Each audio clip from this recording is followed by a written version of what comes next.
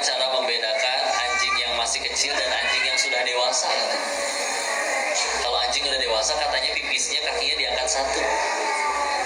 Kata muridnya, hah? Itu hungkul? Nggak pakai bahasa Sunda juga ya. Itu doang. Iya, selagi orang itu mengajari aku sesuatu yang tadinya aku tidak tahu lalu menjadi tahu, maka dia tetap guruku meskipun itu bukan ilmu agama.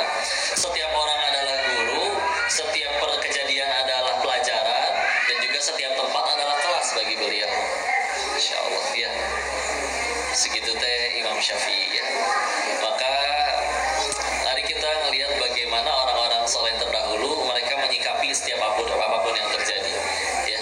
Karena mereka apapun yang terjadi dalam hidupnya, uniknya apapun yang dilakukan hanya dua saja. Apapun yang terjadi hanya dua saja respon mereka. Satu, jika tidak tobat. Yang kedua adalah syukur. Apa saja? Satu, tobat. Dua, syukur ya. Kita lihat contoh-contohnya ya.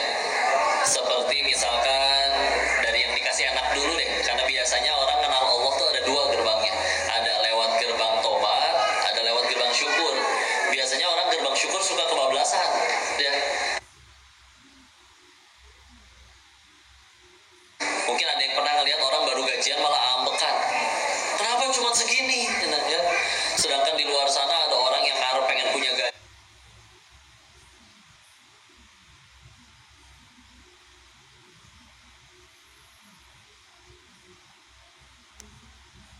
malah.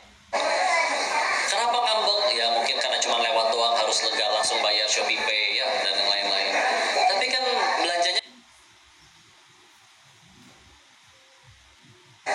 Nah itu Masya Allah. Nah kita lihat orang-orang atau salah satu makhluk Allah, hamba Allah, nikmatnya itu nggak tertandingi, terutama nikmat dunianya, yaitu Nabi Sulaiman alaihissalam. Bagaimana cara beliau bersikap? Beliau kan dikabul ya permintaannya bahwa memiliki kerajaan yang sampai sekarang tidak tertandingi. Ada orang yang punya kerajaan seluas beliau. Belum pasukannya, tidak hanya manusia, dari golongan bangsa jin, hewan, bisa bicara bahasa hewan, bisa mengendalikan angin, walaupun bukan Avatar ya, Legend of Aang ya. Tahu kartun itu? Itu Nabi Sulaiman punya kemampuan itu. Udah gitu, udah makaya, berpuasa, raja, dapat istrinya teh ratu. Ratu siapa namanya? Bilqis. Yang penting jangan Malkis ya, itu jajanan ya. Ratu dari negeri Sabah ya. Yang singgasananya saja itu terbuat segede lapangan bola, terbuat dari batu jamrud berlian permata ya. Anak buahnya rebutan, aku bisa memindahkan itu singgasana ratu tersebut. Ada yang dalam sebelum engkau dudukmu ya.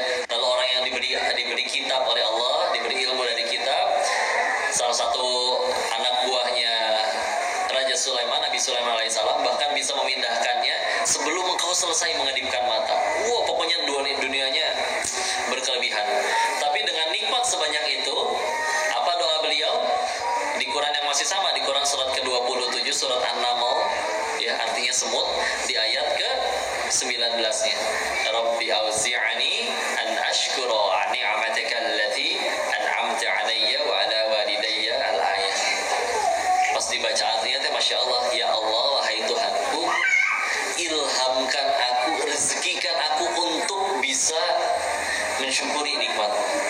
Insya Allah. Orang di zaman sekarang atau bahkan sampai kapanpun kayaknya udah jelas gak akan menyaingi nikmat yang diterima oleh beliau. Tapi nikmat yang lebih sedikit aja lupa bersyukurnya. Nikmatnya sebanyak beliau, bahkan pengen bersyukur pun beliau minta tolong dulu kepada Allah, saking nunduk, saking menghambanya kepada Allah ya. Pengen bersyukur aja minta tolong dulu kepada Allah. Ini Masya Allah. Sehingga memang ternyata kalau pengen nikmat ditambah tuh caranya satu ya. Dan aku barang siapa bersyukur nanti ditambah. Quran surat ke-14 Ibrahim di ayat ke-7-nya ya. Tapi hati-hati terusan ayatnya, wa in kafartum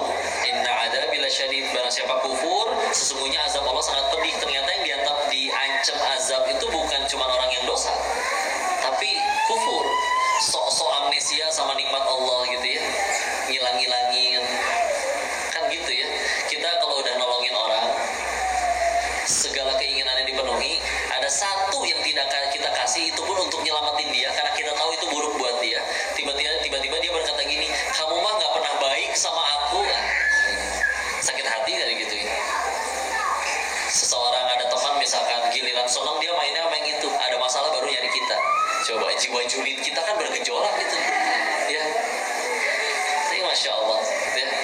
Makanya kenapa bunuh diri itu jadi dosa, meskipun ada yang berkata kan takdir kok mati. Tapi kalau kita pengen jujur, orang biasanya mengakhiri hidupnya gara-gara apa? Stres, depresi. Oke, kita bicara stres masalah. Yuk bicara jujur-jujuran. Ada nggak di belahan dunia lain yang masalahnya lebih berat daripada yang bunuh diri? Pasti ada. Tapi dia malah tetap bisa bahagia. Nah, yang jadi perbedaan apanya? Menderita itu sekali lagi bukan karena tidak ada nikmat, tapi karena tidak adanya syukur. Ya. Ngerasa langsung playing victim, ngerasa paling menderita. Buat apa aku hidup kayak gini? Betah udah sampai kenyang tuh ngeliat yang kayak gitu di Thailand tuh. Ada istri minta cerai dari suaminya gara-gara tidak dibelikan mobil yang kelima. Mungkin mobil ke-1 sampai ke-4-nya mobil Hot Wheels kali ya. Jadi ngambek dia, bukan mobil beneran ya. Kecil, nah maka ngambek. Maka itu ya, ketika kita lihat oh ternyata kalau pengen nambah nikmatnya ya disyukuri ya. Karena kalau misalkan pengen ditambah, cara paling utamanya disyukuri, bukan minta lagi. Dia bisa pengen gelang emas ya, udah gitu pengen gelang emas yang bagus. Kalau minta kadang nggak kabul-kabul, tapi kalau disyukuri ya Allah alhamdulillah ya.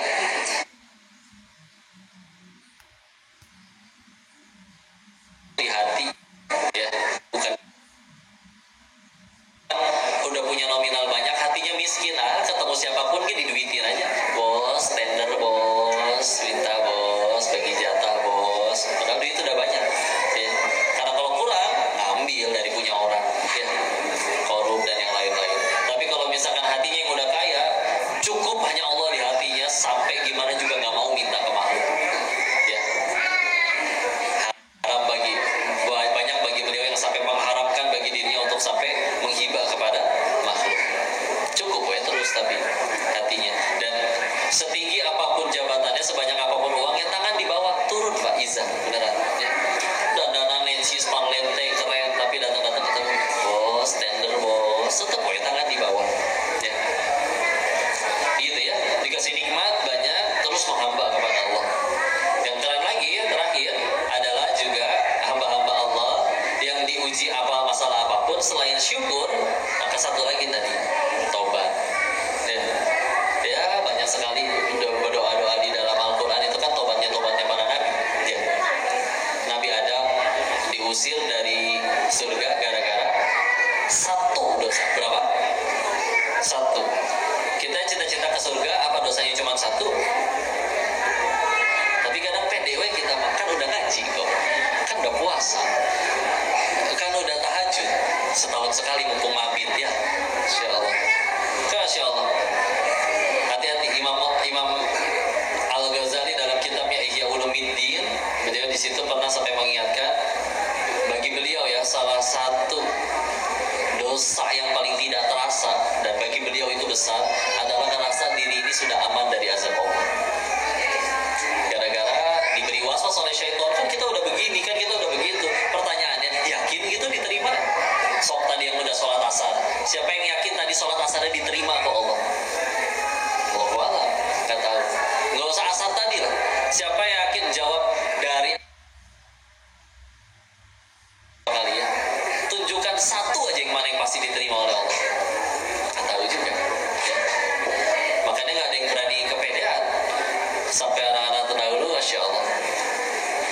Bagaimana Imam At-Tirmidzi wafat dalam keadaan buta, tidak bisa melihat karena di usia senjanya terlalu banyak menangis. Menangisi apa? Takut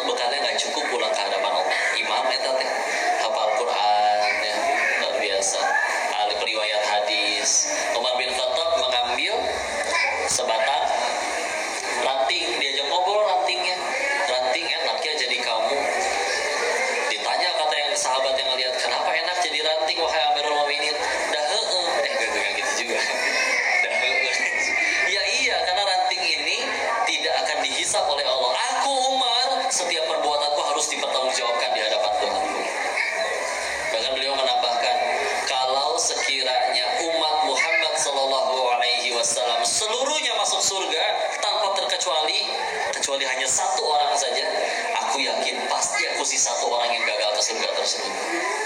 Hanya Umar yang ngomong gitu kan.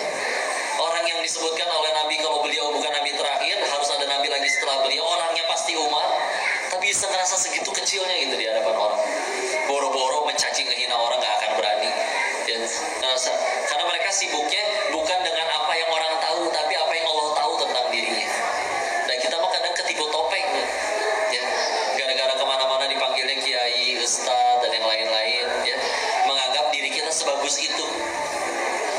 Ini untuk lebih mudah ketipu topeng ya. Saya izin belum menemukan contoh yang lain. Ada si bos makan sama karyawannya 3, nggak mules ya, maka melepaskanlah gas beracun ya. Maka para karyawan pun mulai merasakan ada sesuatu yang beracun memasuki paru-paru mereka ya. Si bos udah mulai ngerasa gak enak tuh. Aduh punten bau ya. Satu, besok gajian ya. Maka sepakat itu orang bertiga anak buahnya. Enggak bos, iya kan, gak bau kan, iya kan. Sepakat berkata wangi tiga-tiganya. Si bos tertipu ucapan mereka. Serius, apakah ini hasil dari tahajudku setiap hari? Aku diberikan karomah oleh Allah sebagai manusia yang ketutnya wangi. Terima kasih wahai Allah, engkau begitu baik. Ketipu, nah itu ketipu. Besoknya si bos makan lagi sama pengusaha yang lain, para bos-bos juga. Sekarang tanpa ragu, karena kemarin ada 3 testimoni. Tanpa ditahan, itu sampai naik badannya juga. Bisa keluar ya. Akhirnya, ya karena perbedaannya satu. Sekarang teman-temannya ini kan gak ngarep digaji dari si bos ini. Tuh jujur ya. Boh, tadi kayak apa? Dia gebrak meja. Saya tidak terima. Kemarin 3 manusia bersaksi kentut saya wangi. Siapa kalian? Berantem di situ. Itu namanya ketipu topeng ya. Kita mengira apa yang orang sebut, apa yang orang pandang itu diri kita yang asli. Enggak, yuk jujur ya. Karena kalau kita tidak berani jujur sama diri sendiri, dicaci nih sama satu orang, dasar Dennis monyong kamu, wah nggak terima ya. Padahal yang terbuka cuma satu aib. Allah tahu aib kita yang lain tapi tidak dibongkar. Orang lain tidak tahu, misalkan Dennis monyong kamu, orang lain tidak tahu. Mungkin saya tidak hanya monyong, tidak hanya ya. Lagian ketika dicaci, apa sih efek sampingnya? Dasar kamu monyong, apa mulut saya jadi mancung tiba-tiba ya. Malah jangankan satu orang, satu dunia mencaci sampai jeding mereka semua, tidak berubah, kitanya sama aja. Malah yang nyebut kata monyong yang harus majuin bibir. Bagaimana nyebut kata monyong tanpa majuin bibir? Susah ya. Biarin aja, tenang aja. Sama dicaci, dipuji, nggak ada bedanya. Ini teteh kok kelihatan awet muda, usia berapa sih? Saya udah 42 loh kok. 42? Kok kelihatan kayak 41,5 ya? Muji kan nanggung lah. Hati-hati ya. Udah gitu hati-hati.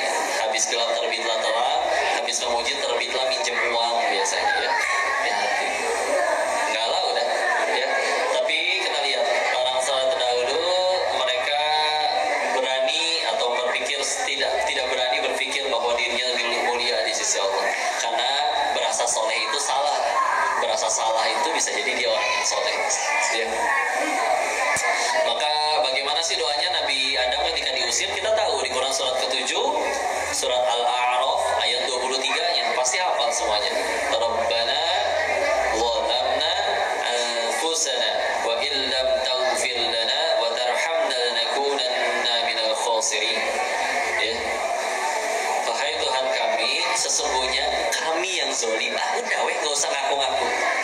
Ini contoh ya, kita udah di kelas, misalkan kita dulu zaman sekolah udah di kelas, tahu-tahu kucuk-kucuk datang, weh teman, bro, bolos yuk, kita ikut bolos. Udah bolos, yang ketangkep kita, yang ngajak nggak ketangkep, kita ngomong apa ke guru BP? Ngomong apa kira-kira teh? Kan diajakin katanya ya. Kenapa dia nggak dihukum juga? Enggak. Kan kalau mau Nabi Adam juga bisa ngomong gitu. Ya Allah, pan kau tahu aku tadi diajak, aku si iblis. Ya, masa begitu?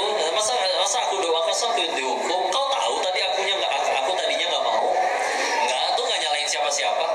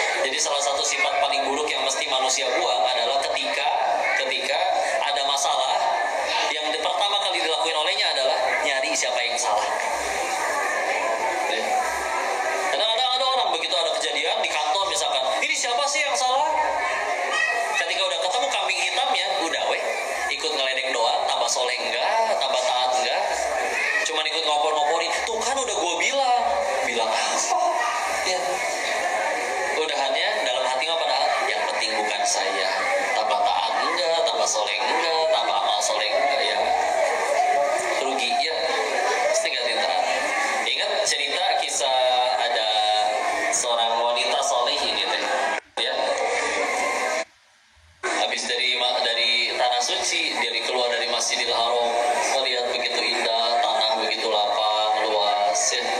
Lalu sambil menatap langit yang luas, tiba-tiba ada sesuatu yang hangat jatuh ke dahinya, ceprot ya. Apa itu kira-kira? Ya, punten ya, tapi kita coba.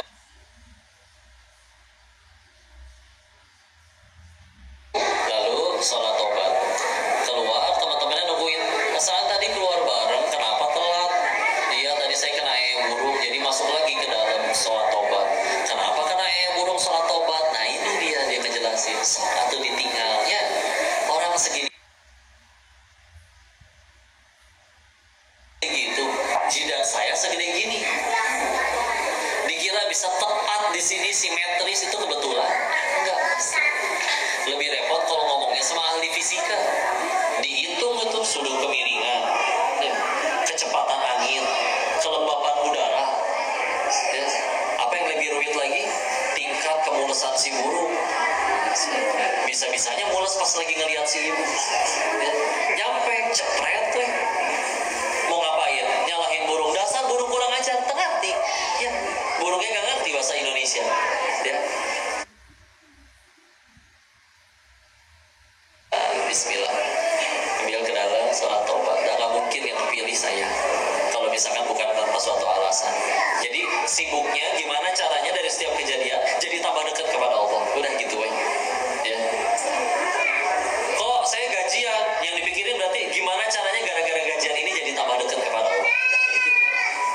Kok motor hilang, gimana caranya gara-gara motor hilang ini tambah dekat kepada Allah. Udah gitu ya. Karena ingat, ketika setiap kali acara kita dibuka dengan ucapan kita bersyukur atas nikmat iman, nikmat Islam lah. Nah, eta hukum ya. Emangnya punya uang banyak bukan nikmat? Punya rumah gede bukan nikmat? Punya jabatan bukan nikmat? Kenapa hanya dua itu dulu yang disebut? Karena memang hanya iman dan Islam lah, dua hal dari Allah yang tidak punya potensi jadi dosa. Ada gitu penghuni neraka